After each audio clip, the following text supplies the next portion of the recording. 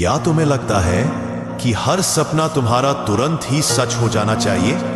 सोचो, अगर हर सपना पलक झपकते ही पूरा हो जाता तो क्या तुम उसकी कदर कर पाते?